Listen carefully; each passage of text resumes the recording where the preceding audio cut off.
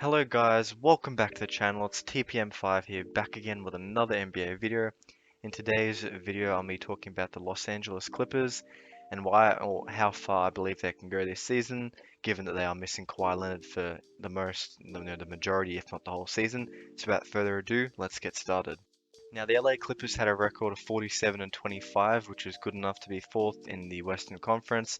Now, towards the end of the year, they did tail off a bit, and many people believe that was their attempt at either avoiding the Lakers due to the matchups or avoiding a stronger opponent. Nevertheless, they did match up against Luka and the Mavericks, and for the second year in a row in the first round, they did send them home. However, this year it was probably a bit more convincing. However, the Clippers would be without Kawhi Leonard for most of the rest of the playoffs, I believe, and they did surprise a lot of people within the NBA by beating the Utah Jazz.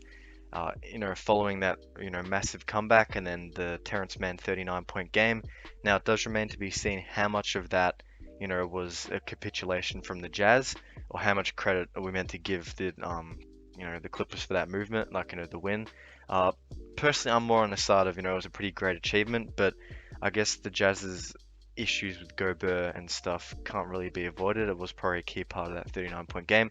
Nevertheless, they made it to the conference finals. But before I touch on that, just a quick break, guys. I make NBA content 2 to 3 times a week.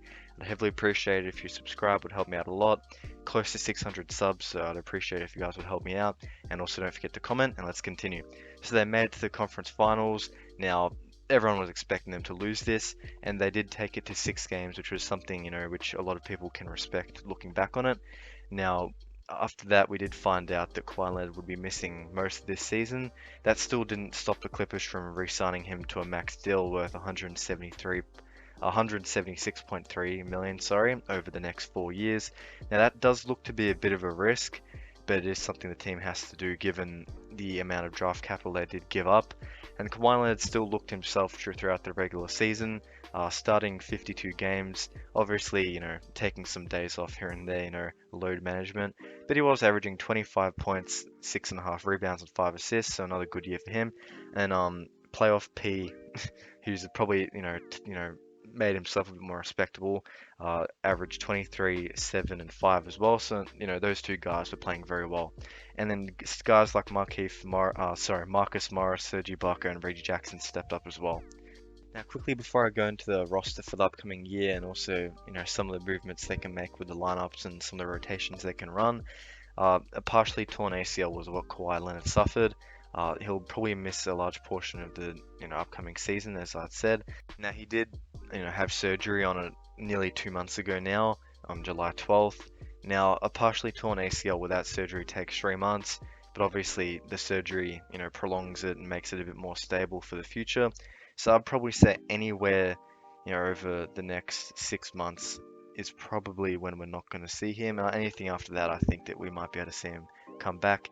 Obviously, he's a key part of the team, so the sooner the better for the team. Now, just quickly looking at the team without Kawhi Leonard over the years he's been in LA. In the 2019-20 season, they were 8-7 without him, so obviously a winning record, but still nothing great. And then last season they were 11-9 without him, so win percentage of 55.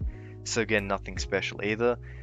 But I think that they might just be okay. But it's kind of, we have two options when you judge them. You can judge them off of that, or you can judge them off of the playoff run.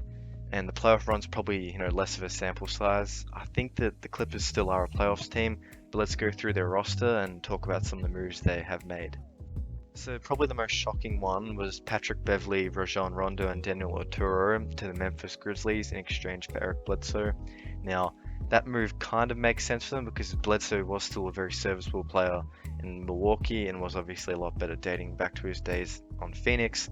Now, he obviously isn't going to have the keys to the team like he did way back then, but he did still average 12 points, 3 rebounds, and 4 assists, and I believe that he played the most games on the Pelicans, so I think that he's still someone that can play and give you good minutes. Then Paul George is obviously coming back, a great defensive and offensive player. Now in OKC, he did have that kind of MVP spurt in terms of form. I wouldn't put it past him getting back up to that level. Now Kawhi won't be playing. Nicholas Batum, 8 points, 5 rebounds, and 2 assists. Now he was good for them in terms of that 5-out system that they really exposed the Jazz with. He can shoot. He can probably play minutes at center for them in the playoffs. Then you have Serge Ibaka, who can also, obviously, is the center, can play power forward too. 11.7 rebounds and 2 assists. Someone that can space the floor in and out of trade rumors as well. Is on a fairly decent contract in terms of trading it and getting something back in return. Now, coming off of the bench, you have the likes of Reggie Jackson, 11 points, 3 rebounds, 3 assists. He had some good moments in the playoffs, and he kind of reinvigorated his career from being someone that got bought out and coming back, and making stuff happen. Luke Kennard, a bit of an unfavorable contract, 8 points, 3 rebounds, 2 assists last season. He's someone they could look to trade, and he's probably underperformed so far during his time in LA. Justice Winslow was a very interesting pickup for them.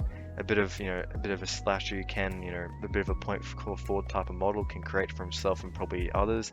Last season in limited minutes in Memphis, I believe he averaged 7 points, 5 rebounds, 2 assists. Then Marcus Morris off the bench, which to me he might start, but I'm just doing it in, well, I guess playoffs order. But he's someone who was really good, 13 points, 4 rebounds on a larger deal, but he's someone that's still very valuable to them, and he can help them probably win a few games here and there during the regular season.